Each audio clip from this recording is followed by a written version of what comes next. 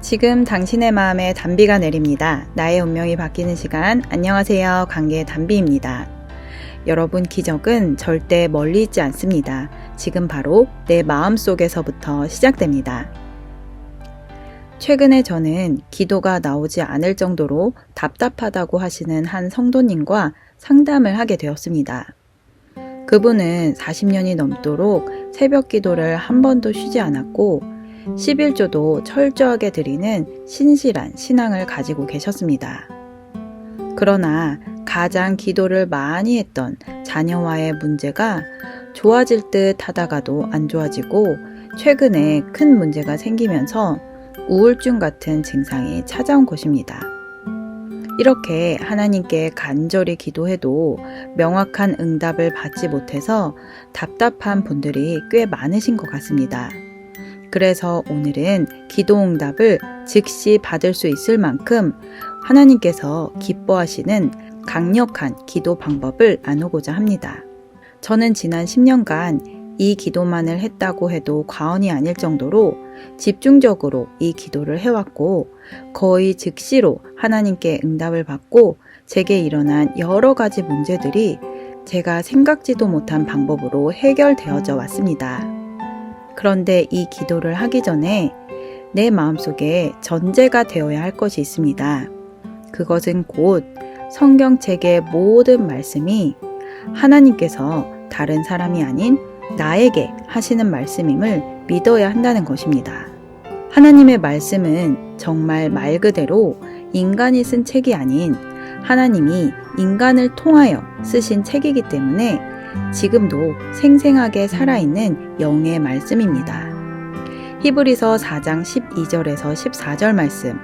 하나님의 말씀은 살았고 운동력이 있어 좌우에 날선 어떤 검보다도 예리하여 혼과 영과 및 관절과 골수를 찔러 쪼개기까지 하며 또 마음의 생각과 뜻을 감찰하나니 지으신 것이 하나라도 그 앞에 나타나지 않음이 없고 오직 만물이 우리를 상관하시는 자의 눈앞에 벌거벗은 것 같이 드러나느니라. 그러므로 우리에게 큰 대제사장이 있으니 승천하신 자 곧 하나님 아들 예수시라. 우리가 믿는 도리를 굳게 잡을지어다. 아멘. 저는 때때로 기도에 집중이 되지 않을 때 이 말씀을 암송합니다. 하나님의 말씀이 살아 움직여 내 영혼을 수술해 주시고 고쳐주신다는 것을 믿고 암송할 때에 제 속에 정말 살아계신 예수님이 성령으로 오셔서 제 모든 것을 주관하심이 느껴집니다. 하나님의 말씀을 읽으면서 이 말씀은 꼭 내 남편이 들어야 돼. 이건 내 아들, 내 딸이 들어야 돼. 아니면 꼭 그 사람이 들어야 돼. 라는 생각이 들 때가 있는데요. 그런데 그 생각이 하나님이 주신 생각인지 마귀가 준 생각인지는 꼭 분별을 해야 합니다. 왜냐하면 하나님께서는 대부분 모든 말씀을 다른 사람이 아닌 나 자신에게 주십니다. 아주 특별한 경우 상대가 나에게 먼저 고민 상담을 요청할 때 또는 어둠에 빠져 있는 사람을 빛으로 인도해야 하는 상황에서 하나님이 나를 사용하려고 하실 때에만 내가 대신 상대에게 전할 말씀을 받아서 줄 수 있습니다.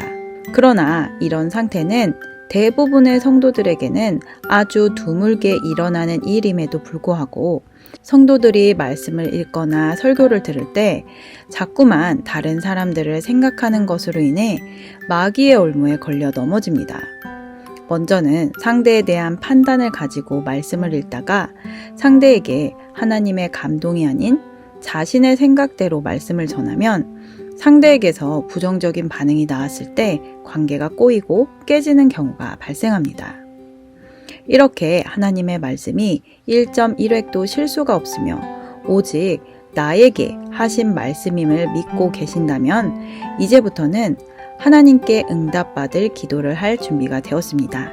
그렇다면 제가 그동안 신앙생활을 해오면서 늘 응답을 받았던 기도를 말씀드리도록 하겠습니다. 그 기도는 바로 보혈 기도입니다. 여러분 중 교단에 따라 보혈 기도를 알고 계신 분들도 있고 때로는 잘 모르시는 분들도 있을 것입니다. 보혈 기도는 예수님께서 나의 죄를 사하시고 죽은 내 영혼육을 살리시기 위해 피 흘려 주셨음을 인식하는 기도입니다. 저는 그동안 이 기도를 통해 너무나 많은 능력과 기적을 경험했기 때문에 저와 상담하는 분들께는 가장 첫 번째로 이 보혈 기도를 권해드립니다. 저는 10년 전 지금 제가 사역자로 섬기고 있는 교회에서 사람과 사람 치유 세미나에 참석하게 되었습니다. 그곳에서 인생 처음으로 하나님을 만나고 이제 내 인생을 하나님께 올인해서 살아야겠다고 결심하게 되었습니다. 그렇게 저는 사랑의 은사를 받으신 목사님께서 하시는 말씀을 곧 하나님이 하시는 말씀으로 받게 되었고, 저희 목사님께서는 제가 성령을 받은 후에 보혈 기도를 알려주셨습니다. 그때부터 저는 기도를 시작하기 전에 꼭 보혈로 제 영혼을 씻고 기도하는 습관이 생겼습니다. 또 누군가를 중보기도 할 때에도 예수님의 못 박힌 손이 그의 머리에 얹어져서 그 피가 그 영혼의 머리부터 발끝까지 흐르는 모습을 상상하며 기도할 때가 많이 있습니다. 그러면 저도 모르게 상대에 대한 기도가 깊이 들어가면서 상대를 진심으로 축복하고 기도할 수 있게 되었습니다. 제가 최근 저에게 상담 요청을 하신 성도님과 대화를 하면서 이 보혈 기도에 대해 알려드리면서 제가 보혈 기도로 승리했던 간증을 나누었습니다. 제 보혈 기도의 간증을 여러분들께도 나누도록 하겠습니다. 저는 때때로 길을 가다가 무당집이나 점집이 보이면 지나가면서 잠깐 동안 보혈 기도를 합니다. 때로는 그 영혼을 붙잡고 있는 귀신을 쫓아내는 대적 기도를 하기도 합니다. 그런데 저희 동네에 점집이 하나 있어서 지나갈 때마다 보혈 기도를 했고, 얼마 지나지 않아 또 한 집에 벼락도사라고 하는 무당집이 하나 더 생겼습니다. 그래서 저는 지나가면서 강력하게 보혈 기도를 하고 성령으로 벼락 맞을지어다 라고 기도하고 지나가곤 했습니다. 그런데 어느 날 그 벼락도사라고 쓰여진 무당집이 사라졌습니다. 또 어느 날은 교회를 가는 길에 점집이 보였습니다. 마찬가지로 계속해서 보혈 기도를 하고 대적 기도도 하면서 지나갔습니다. 그런데 어느 날 나중에 생긴 점집은 사라졌는데 가장 오래된 점집은 없어지지 않기에 제가 마음에 감동이 와서 그 점집에 적혀있는 전화번호로 전화를 걸게 되었습니다. 간판에는 매화보살이라고 적혀 있어서 여자분일 줄 알았는데 나이 지긋한 남자분이 받으셨습니다. 제가 매화보살 맞으세요? 라고 물으니 맞다고 하였습니다.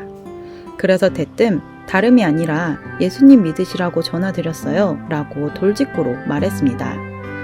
그런데 그분이 너무나 태연하게 예, 알겠습니다 하고 전화를 끊는 것입니다. 저는 예수를 믿으라고 하면 그분이 화를 내거나 아니면 무슨 말이라도 할 줄 알고 복음을 전할 준비를 하고 기다리고 있었는데 아무렇지도 않게 예 하셔서 오히려 제가 더 당황하게 되었습니다. 그렇게 저는 계속해서 기도하면서 지나가던 어느 날 문득 학습무당이겠구나 라는 생각이 들었습니다.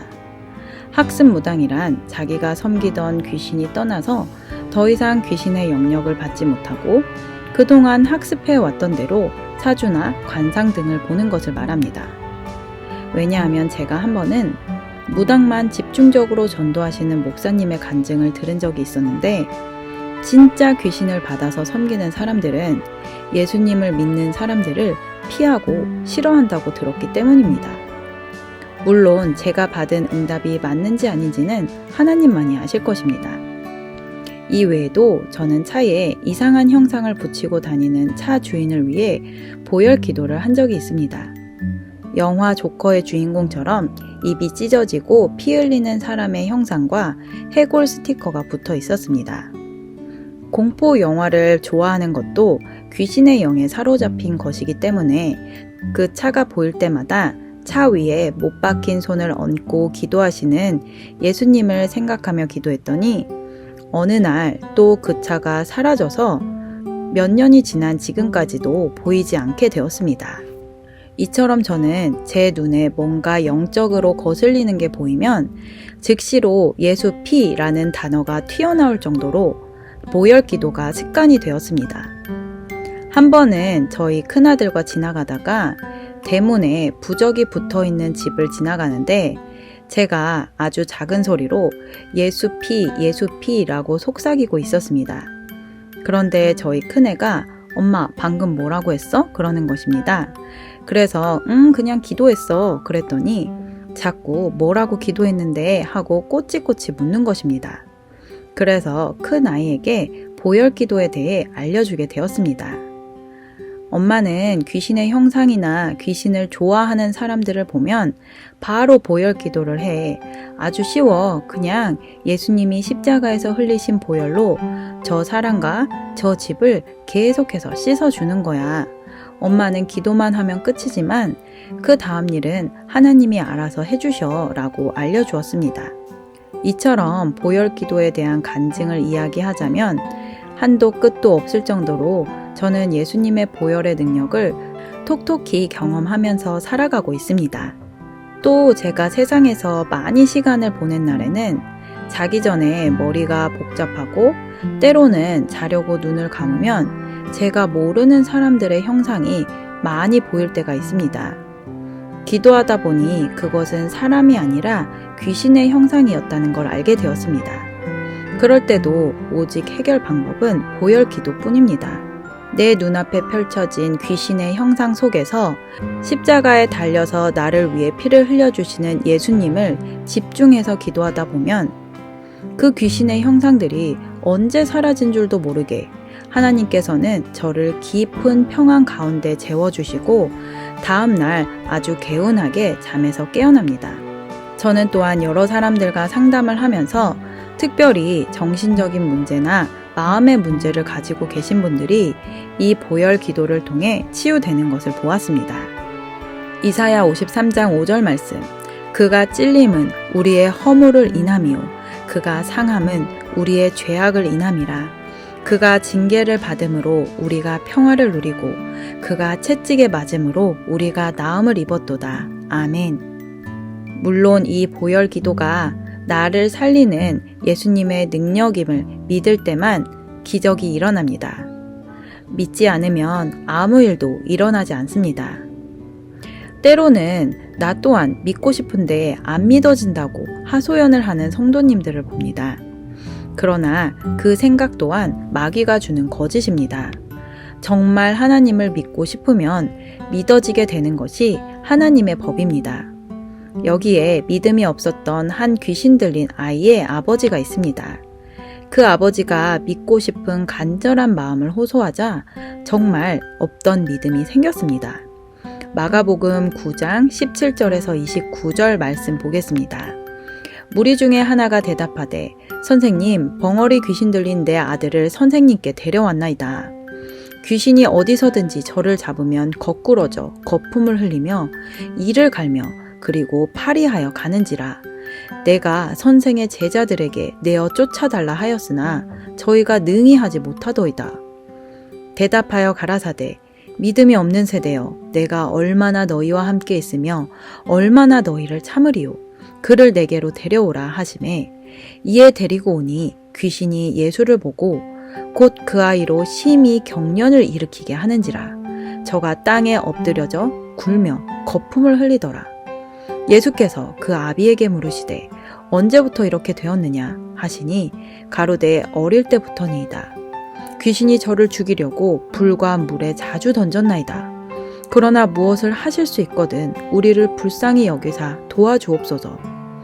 예수께서 이르시되 할 수 있거든이 무슨 말이냐. 믿는 자에게는 능치 못할 일이 없느니라 하시니 곧 그 아이의 아비가 소리를 질러 가로되 내가 믿나이다. 나의 믿음 없는 것을 도와주소서 하더라. 예수께서 무리에 달려 모이는 것을 보시고 그 더러운 귀신을 꾸짖어 가라사대 벙어리 되고 귀먹은 귀신아, 내가 네게 명하노니 그 아이에게서 나오고 다시 들어가지 말라 하시매 귀신이 소리 지르며 아이로 심히 경련을 일으키게 하고 나가니 그 아이가 죽은 것 같이 되어 많은 사람이 말하기를 죽었다 하나 예수께서 그 손을 잡아 일으키시니 이에 일어서니라. 집에 들어가심에 제자들이 종용히 묻자오되 우리는 어찌하여 능히 그 귀신을 쫓아내지 못하였나이까? 이르시되 기도 외에 다른 곳으로는 이런 유가 나갈 수 없느니라 하시니라. 아멘. 아이는 아주 어릴 때부터 귀신이 들려 경련을 일으켰고 심지어는 불과 물에서 죽을 뻔한 일들을 수도 없이 많이 겪었습니다.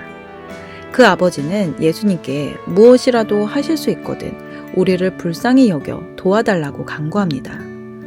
즉 병이 깨끗이 낫진 않더라도 지푸라기라도 잡는 심정으로 도움을 요청한 것이었습니다. 그러자 예수님께서는 그 아버지의 말 속에 믿음 없음을 꾸짖으시며 먼저 믿는 것이 전제가 되어야 함을 분명히 말씀하십니다. 그러자 아버지는 소리를 지르며 하나님 앞에서 위대한 고백을 합니다. 내가 믿나이다. 나의 믿음 없는 것을 도와주소서.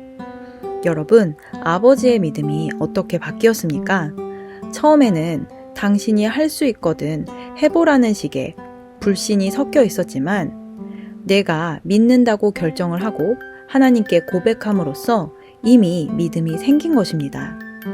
제가 이 보혈 기도에 대해 알려드리면 그것을 믿음으로 받아 기도하는 분들은 깨끗하게 치유받으셨습니다.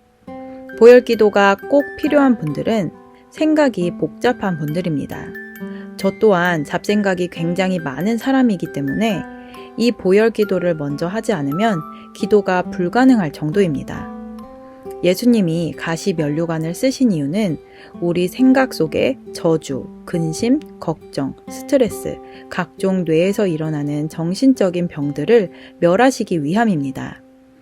매일매일 핸드폰만 켜면 지식이 홍수처럼 쏟아지는 시대를 살아가는 현대인들은 생각의 전쟁에서 승리해야 성공할 수 있는 시대가 되었습니다. 마귀는 말세가 다가올수록 사람들의 생각을 하나님에게서 멀어지게 하기 위해 더욱 자극적인 영상으로 우리 생각을 장악해 나가고 있습니다. 그러나 이 어두운 세상에 예수님이 주신 보혈의 능력은 다이아몬드보다도 더 아름답고 찬란하게 빛이 나서 우리의 생각 속에서 일어나는 영적 전쟁에서 승리한 사람들에게 이 세상을 정복하고 다스리게 하시는 줄 믿습니다. 혹 여러분들 중에 기도가 막혔다고 생각하시는 분, 아니면 기도 응답이 되지 않아서 기도할 힘마저 시들어가고 계시다면 바로 지금 십자가에 달려서 온몸의 물과 피를 모두 나에게 쏟아주신 예수님을 바라보시길 바랍니다. 진정 그 피가 내 영혼에 흘러 들어온다는 것을 믿을 때에 내 영혼이 씻겨지고 내가 그동안 듣지 못했던 하나님의 음성이 들려지고 보여질 줄 믿습니다. 도움이 필요하시다면 영상 끝 연락처로 연락 주시길 바랍니다. 요한복음 6장 53, 56, 57절 말씀. 예수께서 이르시되 내가 진실로 진실로 너희에게 이르노니 인자의 살을 먹지 아니하고 인자의 피를 마시지 아니하면 너희 속에 생명이 없느니라. 내 살을 먹고 내 피를 마시는 자는 내 안에 거하고 나도 그 안에 거하나니 살아계신 아버지께서 나를 보내심에 내가 아버지로 인하여 사는 것 같이 나를 먹는 그 사람도 나로 인하여 살리라. 아멘. 오늘 영상은 여기까지입니다. 끝까지 시청해주신 여러분 감사드립니다. 이 영상이 도움되셨다면 구독, 좋아요, 알림 설정을 부탁드리며 사랑하는 분들께 영상을 공유해주시면 더 감사하겠습니다. 누구나 아름답습니다. 누구나 희망이 있습니다. 이상 메마른 관계의 단비 같은 소식을 전하는 관계의 단비였습니다. 오늘도 행복한 하루 되세요. 감사합니다. 영어로 된 신앙 간증을 듣고자 하시는 분들께 생명을 품은 유튜브 채널 라이프 메카닉을 추천드립니다.